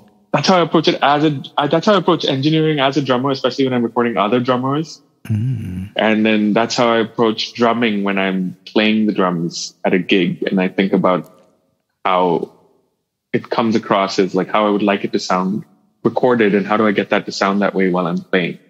So I don't know if that makes sense. Sorry, that makes absolute sense, man. I'm totally with you there. In fact, yeah, I could almost record a whole new episode on this if I had. Yeah, it's really interesting to me, and like I feel like you even see it with like certain engineers that like, they might do an album with someone and the drums sound amazing, and then they do an album with someone else and like, why did the drums not sound as good as that other record? And you're like, oh, it's the drummer. It was the drummer on that record. He just sounded incredible. Yeah. And I think that's a lot with Nick's music too. A lot of the early stuff that John played on sounds the way it does because like I know how much time he put into making those drums sound amazing because they're all my drums, and he would like come over and like we'd tune them and like spend a bunch of time. He'd spend a bunch of time like like messing with his snare drum to make the rim shot sound interesting, Sweet. Just that sort of thought is not what people put into recordings anymore. And like, I guess people do, of course, like you need time and like, and like energy to invest in like making individual things sound good. But I think not enough drummers invest energy into their sound as much as like a guitar player does, like buying pedals and like working out their tones and stuff. I think drummers should probably be doing that just as much. I certainly do. So, but I know a lot of drummers that don't. They're just like, oh, I have like 8 drum sets. And I'm like, how are you going to find a sound with that many options, Yeah. So I think that's how I approach it. I was like, I've definitely like dialed it down to where like I know what I want to sound like recorded, and I approach my kit that way. What makes you and what inspires you to keep at it with that passion in an age where so many people are just out on tour with their, push pads and e-pads and electronic kits and, seem to be happy playing the rest of the career with just that? Well, just to be clear, I actually like that stuff too. For me, it's all music. So, whatever serves the music in the moment is what you should be doing. So whether it's like you're playing a drum set or you're hitting a push pad, as long as the music is honest and like good, I don't really care. I mean, I listen to a lot of music with no real drums on it. And, I think of like a lot of producers as drummers. And again, another person that was teaching at Berklee briefly, who is now pretty famous as a drummer, is D'Anthony Parks, who I'm not sure if you know him, was a incredible, in my opinion, one of the most incredible drummers in the world. He was teaching at Berklee briefly after he graduated and taught a hip hop repertoire class that I took. D'Anthony, just for listeners, replaced John Theodore in the Mars Volta, and has played drums with a bunch of people from Michel Ndegeocello to Mark Ribot and like all these interesting people. But he taught this hip hop repertoire class, and at the beginning of the class asked everyone who their favorite drummers were, and everyone obviously named, like who you would usually name, like from the Vinnie Colaiuta to the whoever else, like this like standard favorite drummer type of conversation. He's like, how come no one said like Jay Dilla or Africa Bambaataa or like, why do you not think of those people as drummers? Because ultimately all you're doing is making a beat, and like a hip hop producer has a feel and they're hearing drums in their head and then they're playing drums ultimately. If someone was responsible for the drums you're hearing on a recording, whether it's programmed or it's played by a drummer, it's still drums, it still serves the same purpose. So true. And that was really eye opening to me, because I was like, yeah, I guess like, why isn't Jay Dilla everyone's favorite drummer? He's definitely had like a huge impact on the way drums are played by drummers. And I was like, that's really true. Those are drummers too. That's like, he made a drum beat and I make drum beats. I played drum beats with people, and Jay Dilla made drum beats and put them on people's records. And like Pharrell is a drummer, like he produces drums. He sequences drums and programs them, and they serve the same purpose in the music that my drums serve in the music I play. So that was really eye opening to me. Yeah, I'm absolutely totally with you. What's the deciding factor in what makes you make the decision? Like, okay, I'm gonna take my acoustic drums to this kit, or no, I'm just gonna take my pads instead. What is it that decides that, makes that decision? I've never really had to make that choice. I mean, I guess with Empress, I used to use a sampler with my kit and play samples also, and so it was like a hybrid. With Nick too, actually, I used a pad, and we have samples on music and we play to loops and stuff, and it serves the music. So I think there's like a whole bunch of different kinds of musicians out in the world, and they're all doing their thing. And as long as like it serves the music, ultimately all that matters. So but just listening. But does the visceral aspect of actually sitting at that kit, that physical feeling, do you think that pushes you in a specific way to serve the music with an extra degree of depth to the energy? I'm really just like genuinely curious. Not necessarily. I mean, it really depends on the style and what the music is calling for. Yeah, if the music is calling for a drum set, then you should probably be playing a drum set. But, I've definitely gone and seen like electronic shows, or I've seen James Blake play and the drummer just plays like a SPD. And that's like very deeply resonant, at least in terms of like how that music resonates with me. So it's a very visceral experience. So I guess it's really subjective. I'd hope that everyone that's playing music in front of an audience is doing it in a way that feels right for the music. I don't really think about it that way. If a gig I had called for me to play like a drum pad, I would do it. I'm not prioritizing my need to play a drum set over what the music is calling for, is what I mean. No, absolutely. I'm asking because I'm also exactly at a point where sometimes I really don't know what makes a difference. Some of the best piano recordings I've done was with a plugin, and some of these plugins, man, like Keyscape. Oh my goodness. Well, I actually use a lesser known plugin which comes with the Reason rack, and that thing blows my mind because it's not sample playback. It's actually created synthesis, and sometimes sometimes it spooks me out how real it sounds. If I close my eyes, on certain nights, I generally don't feel the difference between tracking a legit grand with headphones on or playing a plugin. It really feels the same. So, I'm really trying to pick your brain, where are we headed and what is it that? Yeah, I mean. That's exactly why I said earlier on about that addictive drums thing. Like when I got that, because I was not able to go work and play drums at my studio as much, I was bugging everyone. I was like, you guys should get this because it's pretty crazy how good it is. And I'm totally, and my friends were making fun of me. They're like, oh, what? You're just going to play like a digital plug-in drum set rather than the real thing? And I was like, well, it serves the same purpose. So, whatever gets me to the end result faster and serves the music best is what I'm most interested in. So sometimes that means I don't play a drum set and I'm okay with that. I'm more interested in just the music than the parts. I'm more interested in the sum of the parts than the actual parts of the individual parts. So does that make sense? And don't want to be putting words in your mouth, but for me, the way I look at it, the artistry comes before the craftsmanship. Exactly. The craftsmanship exists for the art. Right.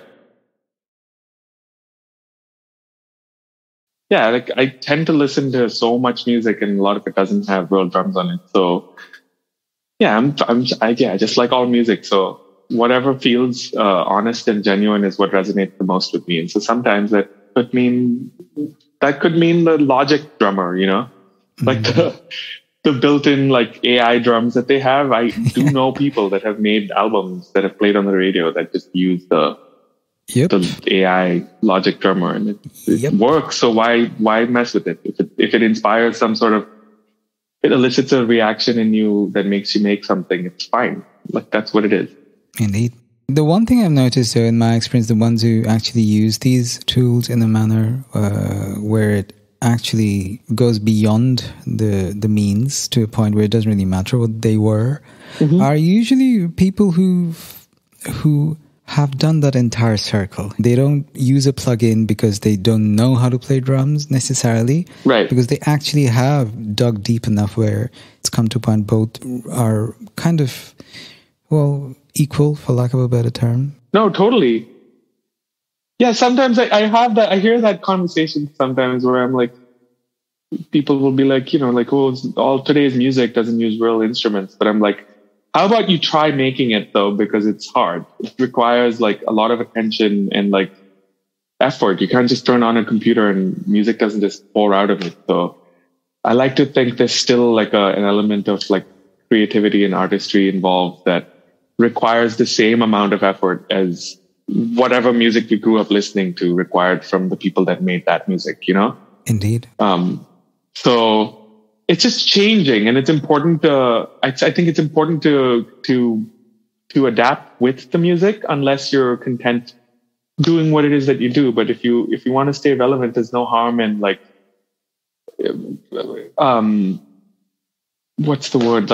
Staying up to date with people's creative processes, Absolutely, man. Which I feel like there's still the same level of skill involved for the most part. It's just the skill isn't in the same things, but you need to put time in to be good at making music, even if it's on your computer. It's not like it just comes instantly. So that's why I don't see a distinction between whether you're playing a drum set or whether you're programming something, it still requires time to be good at it. Yeah, completely with you, man. Absolutely. Yeah, absolutely, totally with you on that. And my the last thing I'd be curious about before we let you go, and this is for some of the listeners. I'm sure would have a lot to gain with your input on this. I want to acknowledge the fact that you made and built a musical world for yourself in a new environment where you didn't have your life installed for you. You had to land there on your own and create this environment for you. Sure, I mean, an atmosphere that Berklee's does offer a lot, but it's also what you make out of it. Absolutely, yeah. And I'm pretty sure there has been a phase where a lot of self-doubt, and please do correct me if I'm wrong, and a lot of mental blockages were things you would have to have dealt with. Yeah. So I'm curious, did they crop up, and what were your tools and approaches to dealing with them? Oh, definitely. There have been so many of those. Yeah. Mental blockages. I still haven't ever put out any music of my own. One of the big mental blockages I have is just the sheer amount of exposure I've had to things where when it comes to myself personally, the kind of music I would like to make, I still don't know what that is because there's just so much music that I've been exposed to or involved with stylistically and otherwise. So one that I still experience to this day is how do I want my music to sound if there was such a thing? I think one big one for me was being overexposed, both from growing up in India and doing cover band gigs and just learning a lot of contemporary music that is all pretty diverse and different, led to a lot of musical confusion for me. So that's one that I still grapple with rather. How do I identify what it is that I like the most? Because I like so many different kinds of things. I guess I would classify that as a blockage because it gets in the way. I don't know how to distill my musical identity and my music. So that's one.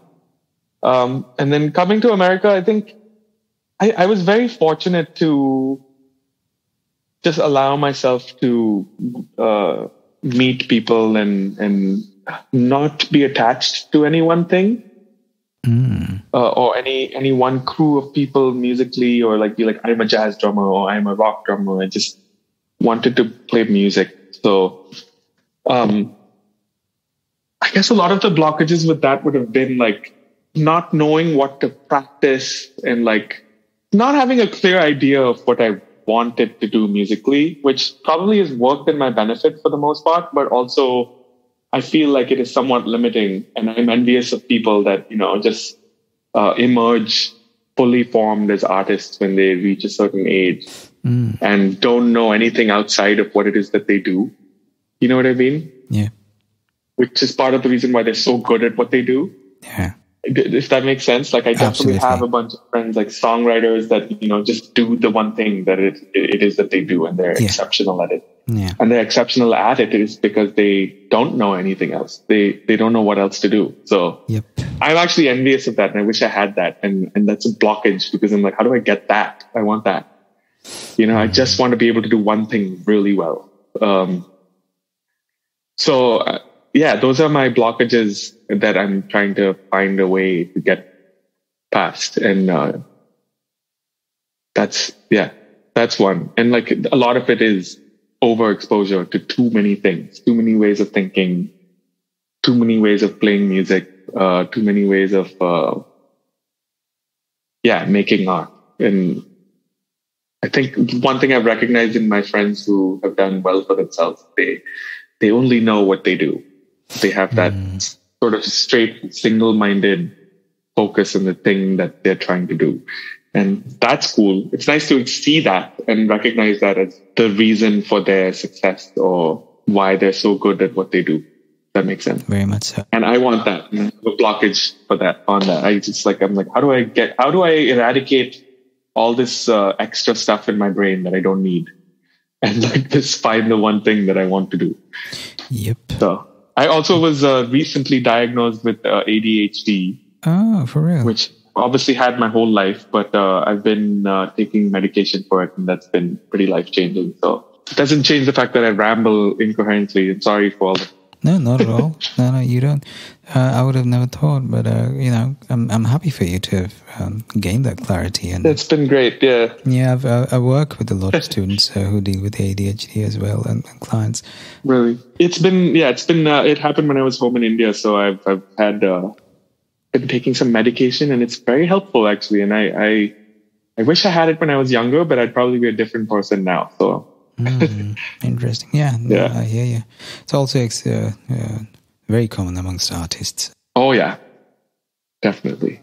And I did the part of the thing I really did want to address, though, in the last question I asked you with regards to self-doubt, is I guess what I was trying to get at was the whole immigrant angle, and because you're one of the very few people I know who made it to Berklee, finished Berklee, and hung around in New York and stayed back in New York. Not a lot of people managed to do that. You really are the only one I know who's not of Indian descent, who's not American of Indian descent, but is a guy who was born and brought. There's a bunch now, but for a while I was one of the few. Well, it's a bunch I don't know, and even if they were, they haven't been doing it as long as you. Yes, I've definitely been around a little bit longer. Yeah, and they didn't do it at a time you did it.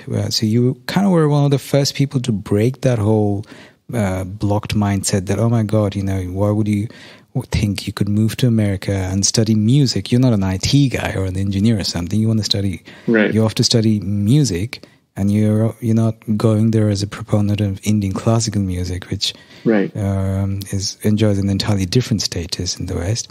Right. But you want to go there on their turf, learn their art. Right. I do their in quote marks, and then expect to be accepted in their competitive field. I can imagine there was a lot of naysayers around, or maybe not. I don't know. I shouldn't comment on that, but. I mean, there were naysayers maybe back home. Exactly. That would be like, yes. Sure. But, these naysayers are people I still run into even now and then, which is interesting because a lot of them... Anyway, that's a whole different story. But my point is, how did you overcome that? And what do you have to people who might be dealing with these naysayers and still have a vision they want to manifest? I mean, I think you have to just focus on your... on the environment you're in. Don't let people that aren't around you tell you what your experience is.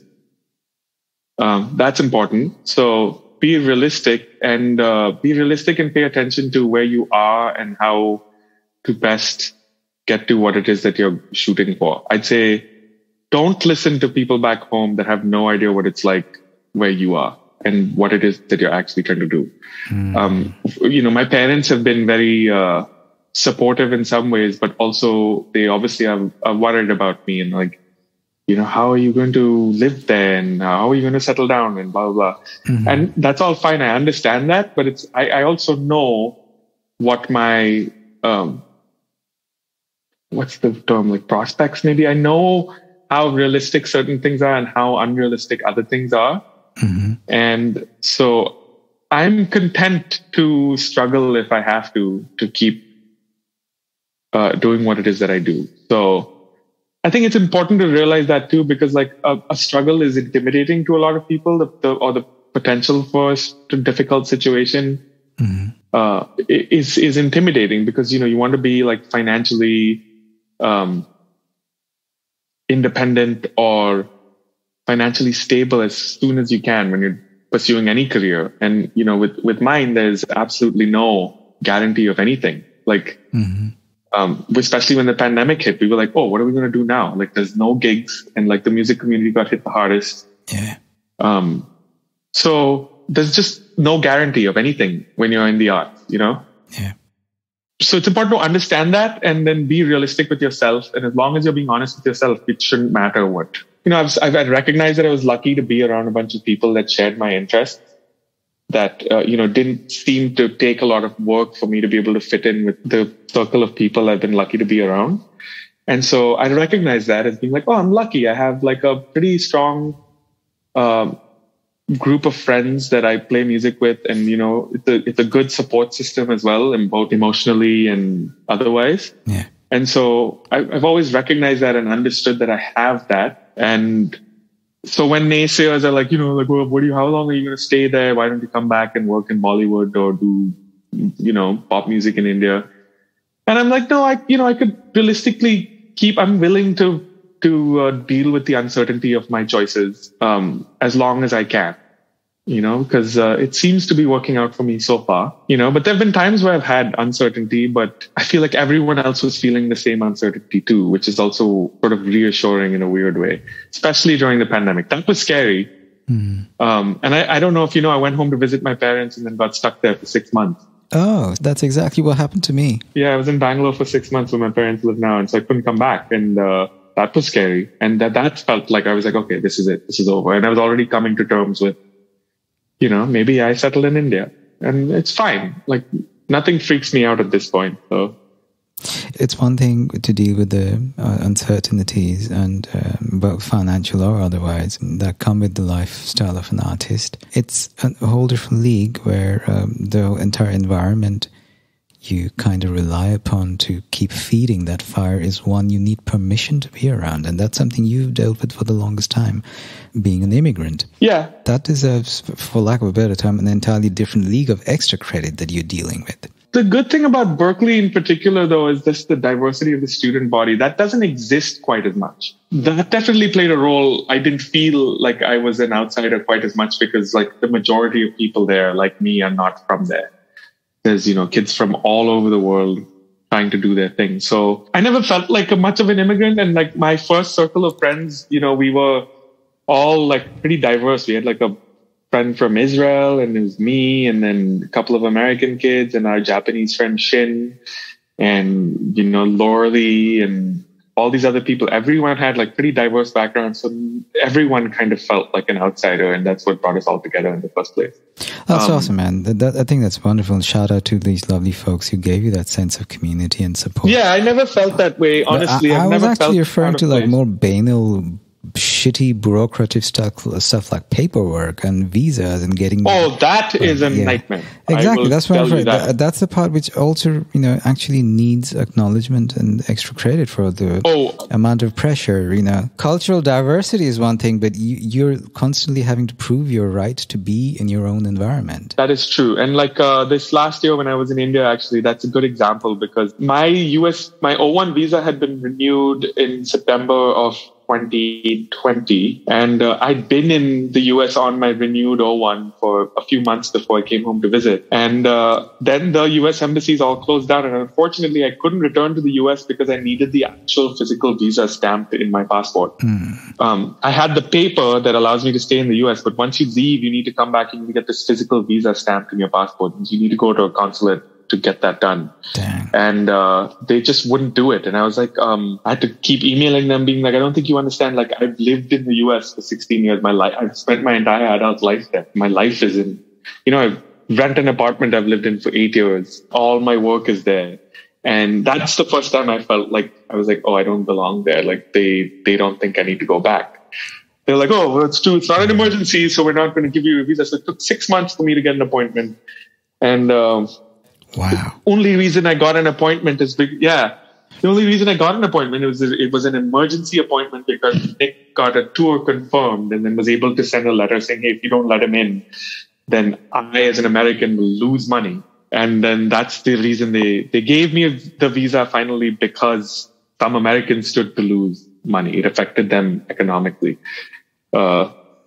So yeah, that's when I was like, oh, I guess I'm not essential to anyone. And at least in the eyes of the state over there. So I experienced that. And like, I'm getting a visa is a pain, and it's expensive and it's hard, and I have to do it every 3 years. So I'm trying to steer myself in the direction of like more permanent residence as soon as possible. Mm-hmm. So I don't have to worry about that stuff. Yeah. Mad respect, man. Mad respect, and more power to you. I didn't really consider that as what you were asking, but yes, that's been... It's something that doesn't get talked about much. Not enough anyway in artistic circles. That's one thing to show acceptance for another's fellow artists, and another to bypass the blatant discrepancies in the have and have-not statuses of artists, depending on what their papers define them to be. Yes. And like, yeah, that's the other experience I had yesterday with my partner telling me that he didn't want to continue with the studio. And I was like, oh no, because like this is so much harder for me now than it is for you, because I have status here, and like it all kind of hinges on like what I do here. Like I have an artist visa, and it like I get it based on like the quality of work I do in America. It's like, yeah. And so the studio is like a big part of my life, and so not being able to keep that is pretty scary. Yeah. And yeah, that's like just being able to stay here and maintain my status is a challenge that other people around don't have to deal with. Yeah, I feel you, brother. I totally feel you. I mean, I want to be open about my privileges. I'm second generation German, and I have a German passport now after lots of bureaucratic loopholes I had to deal with for the longest time. But I did have an Indian passport for a while too, and I've been in very similar positions where like a band literally broke up with me, and these are people I knew for decades. They were like brothers because they thought I was exaggerating or being dramatic about visa issues I'd been struggling with, because there was this exam I had to finish at college, failing which my visa would have gotten cancelled at the time, like within weeks, and I'd have to leave. Wow. And as a result of which I had to cancel a photo shoot for an album release, and they took that personally. They thought I wasn't taking the band seriously enough. And one of them even went on to say, I hope you get your asylum soon enough and stuff. It was pretty bad. And, for the record, I forgive them. They literally were, especially at the time, zero aware of exactly of the discrepancies between the stakes that I was dealing with. They've never been in that position. Right. And like that is true. That's I guess I didn't consider it, but like everyone that I tour with has to be aware that there's this whole thing where I have to get visas to go really anywhere. Exactly. And it's an added expense also, because the British the UK visas are steeply overpriced. They're like, oh Jesus, yeah, £250 to £300, sometimes £500. I think they've paid. Yeah. And I'm like, just keep in mind that you have to pay for that for me to come do one show with you in the UK, and is it worth it? And I mean, that to me, like just the UK thing in particular bothers me so much, because I'm like, why do I have to get a visa to go to the UK? Why do I have to pay them anything? Like, you know what I mean? Like, why do we have to give? Absolutely. Why do we have to give the UK money for a visa? Sure, I'll apply for a visa, but why do you want my money? Like, how about you hand us back those Cohen diamonds and then we'll talk? Like, yeah. Like, it's just like, why do I need to pay so much money to come in and play a show? And that's something that people that hire me to tour have to keep in mind. I'm like, just so you know, if we're going anywhere in Europe or whatever, you need to factor in this additional expense of visas. So, yeah. And I'm sorry. You just opened up a can of worms there, which I could just literally...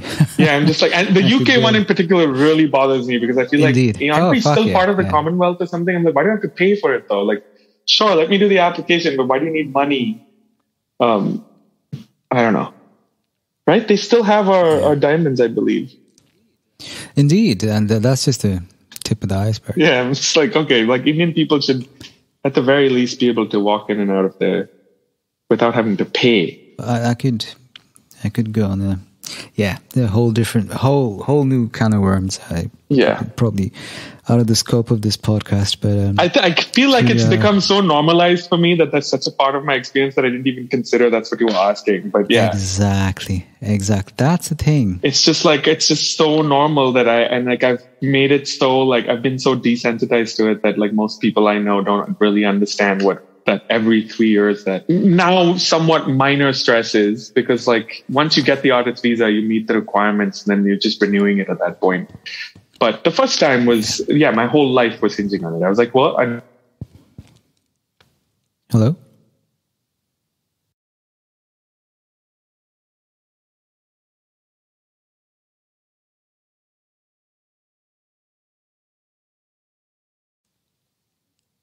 Me? I hear you. I have to speak. Okay. Yeah, I hear you. Sorry. Now? Man. Yeah, I hear you. Okay, awesome. Yeah. No worries. Well, we were almost done anyway. I just hadn't counted on going on as long as we did, which is actually a good thing.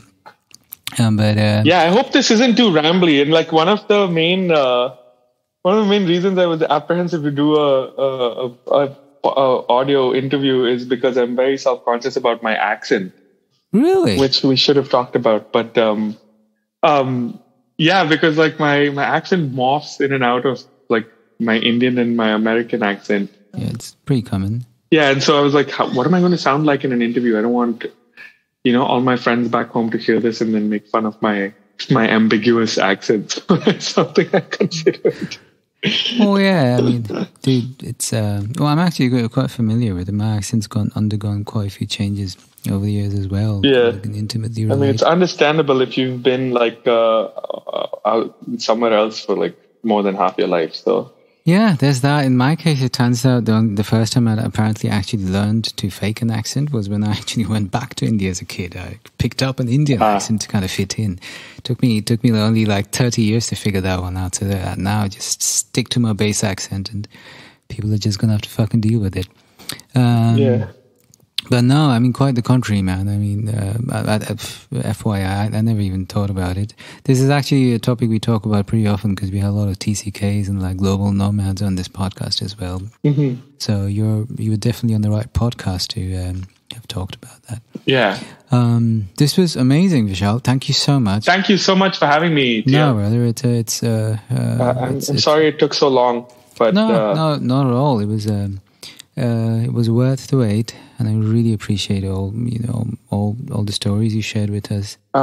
Very vulnerable and insightful. I'm glad. Yeah, and I think a lot of people will find a little bit of themselves in these stories. I hope so. And the necessary inspiration and insight they need to maybe figure out parts of their own journey. So thanks so much for doing this, man. I sincerely appreciate it. Thanks for having me.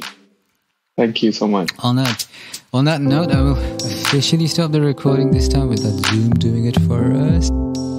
Gratitude from the bottom of my heart for listening to the very end.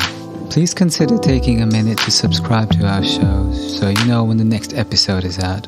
This is a labor of love, one I hope snowballs into one that's sustainable in its attempt to support independent thought and authentic relating.